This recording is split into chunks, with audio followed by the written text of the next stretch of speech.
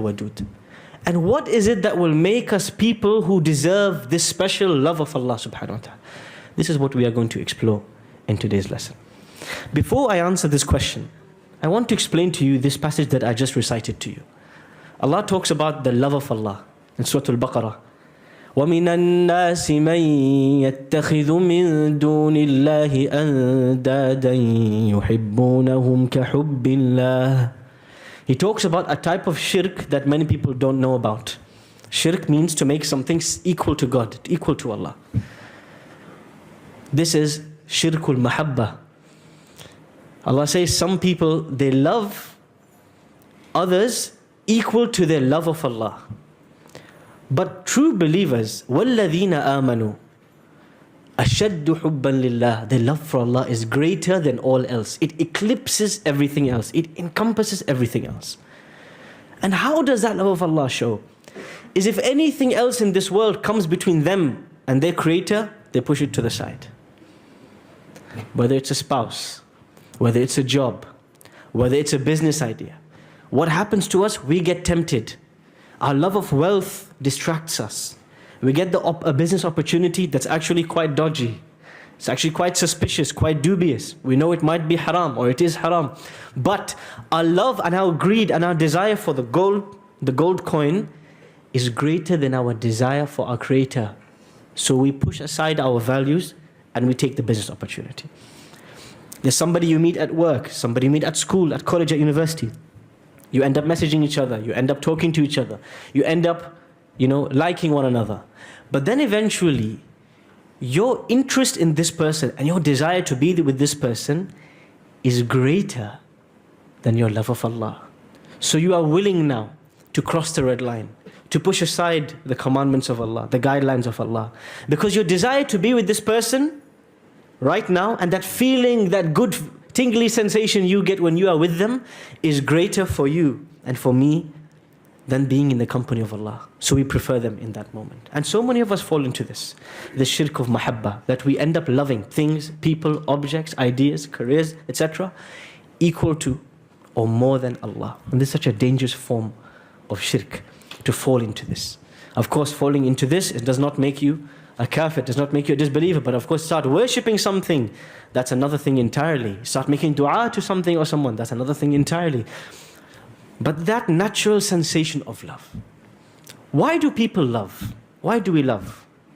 Whether it's loving a person, profession, an object, why do we love something? Who can give me some clues? Because love is a human emotion. Non-Muslims and Muslims all experience this. So it doesn't matter who you can ask, we can collectively understand why do we love a thing or a person? Yes? It gives us something in return to us. There's a benefit to us. Okay, there's a benefit to you, it gives you something in return. Why else do we love something? Sometimes we love something and it's destructive to us, but we still love it anyway. Why do we love? Why do we desire? Yes? It makes you feel happy. It gives you a feeling of happiness. What else? Yes? It gives you a sense of purpose. What else? Makes you feel important. Status, prestige. Sometimes people don't love money because they love money. But they love money because it buys them things that makes them feel important, prestige, status. Actually, their love is not of money, it's of status. Sorry? Say again? Respect. You love something because you receive or because you respect. Whispers of shaitan. Sometimes you love something because of the whispers of shaitan. You desire. You desire, they say, al-mamnu'u marghub. The forbidden is always desirable. If I came here and I put this bottle of water and I said, there's something inside my thobe, you can't have it. I'm not going to tell you what it is, but you can't have it. Because the younger children will straight away want it, right? The forbidden is desirable. The more it's covered, the more it's forbidden, sometimes the more desire one has for it. Yes. Sometimes we love this world and we dislike death, but why do we love this world? Huh? Is the fitna? Yes? Yes. Okay, you put effort into it. There's a sweetness, there's an enjoyment, there's a pleasure when you are with something or someone that you love.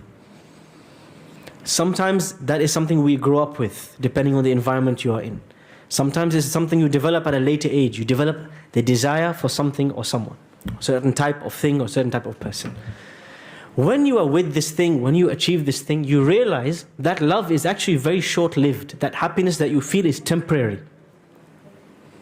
The problem is, when it comes to the love of Allah, we do not physically meet Allah until the afterlife. So we have to wait to be in the companionship of our beloved. And yet, in this world, the best way to develop the love of Allah, if you feel in your heart, I don't love Allah, I prioritize everything over Allah. My meetings come before my salah. And my homework comes before my salah. My job comes before my salah. I love all of these things more than I love to meet Allah every day. What do I do? This is my crisis. I do not love Allah. If you sit with yourself and you feel this, Allah has given you the recipe to develop the love of Allah in this passage in Surah Al-Baqarah. Before He talks about the love of Allah, there's a whole ayah. Allah subhanahu wa ta'ala talks about His creation. إِنَّ فِي خَلْقِ السَّمَاوَاتِ وَالْأَرْضِ, in the creation of the heavens and the earth. And the ships that sail in the seas. And the rain that falls from the sky.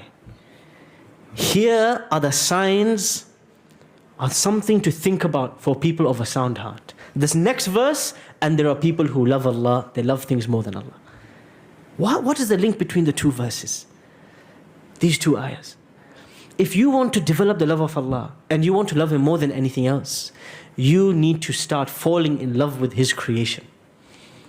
And you need to start appreciating the blessings He gave you in His creation. Our love for our parents, partly is because they did so much for us.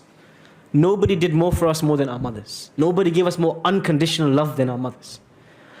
As we see the effects of someone's love, and the things they have gifted us out of no request of our own, we begin to love them more and more.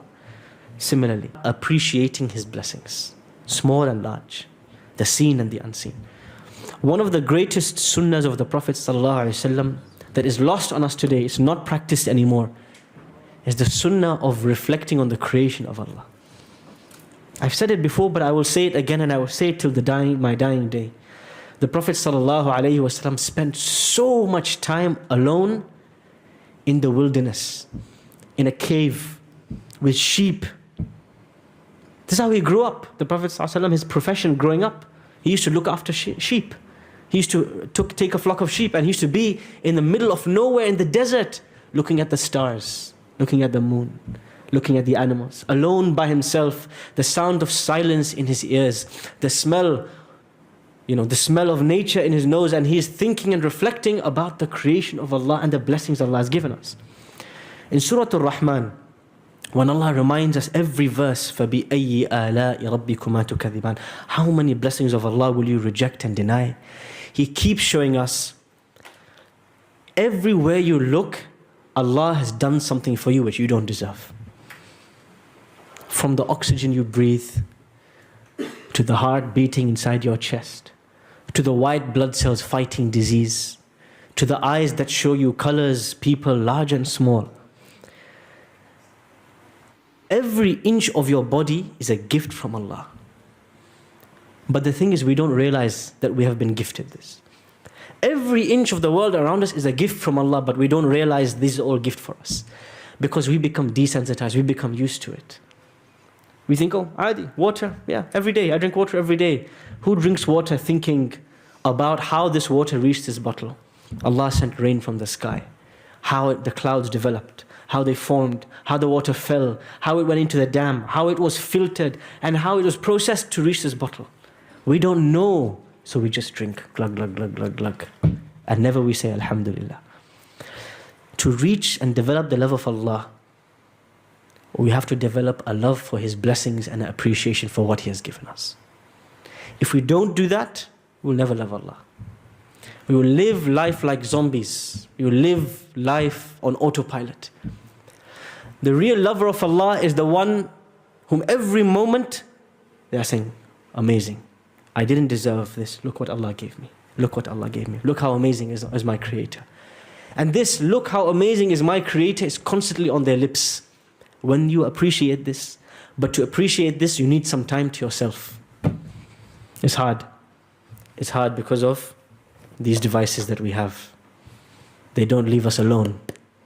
Never are you alone. Before humanity, we're sitting in a waiting room, 30 minutes, you're waiting for something, you're by yourself.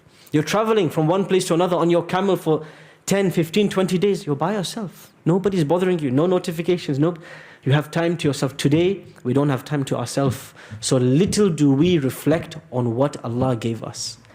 In fact, the moment we open our phone and we go to Facebook, we go to Instagram, TikTok, what are we looking at? What Allah didn't give us, but He gave somebody else. Look at that car, that desert place. Oh, look at that, mashallah. Oh, look where they are, Morocco, Spain. No. You are constantly exposed to what you don't have, so you increase in ingratitude to Allah and you start to dislike your Creator.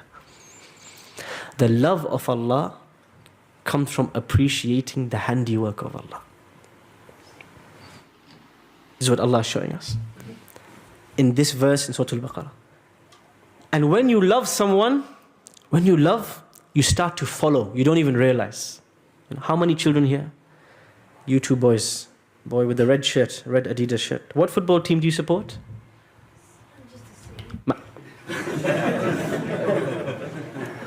La ilaha illallah. It's okay, Sheikh, we'll let him off.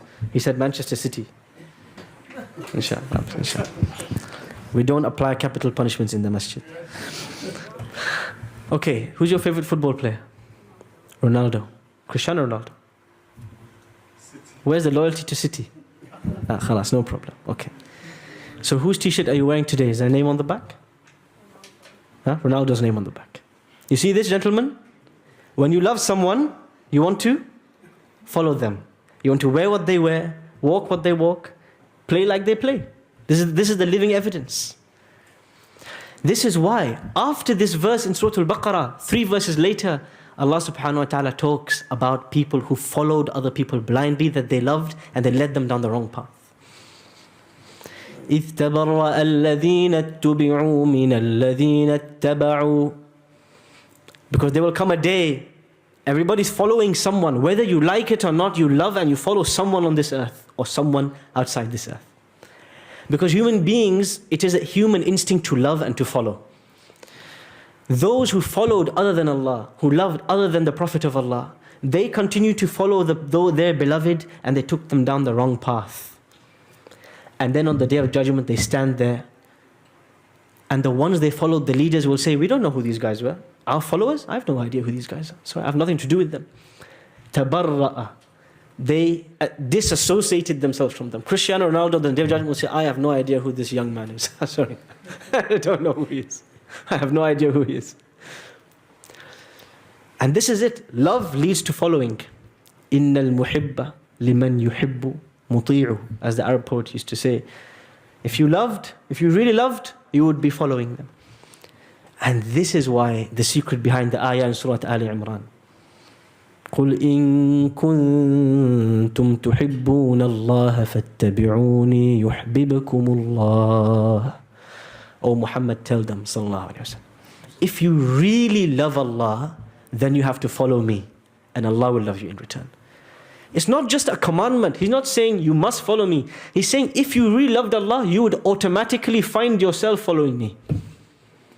That is the nature of love. Love leads to following, leads to imitation, leads to obedience. And any love that doesn't lead there is a fake love. It's not a real love. You know, the pre-Islamic Arabs, classical Arabs, when they would start their love poetry, and these poems have been memorized by the Muslim scholars for centuries to preserve the Arabic language. The poem starts with a lover standing at the ruins of the house of his beloved. His beloved is not there in the house is destroyed, and he is standing there and reminiscing, remembering nostalgically the days when he used to see his beloved.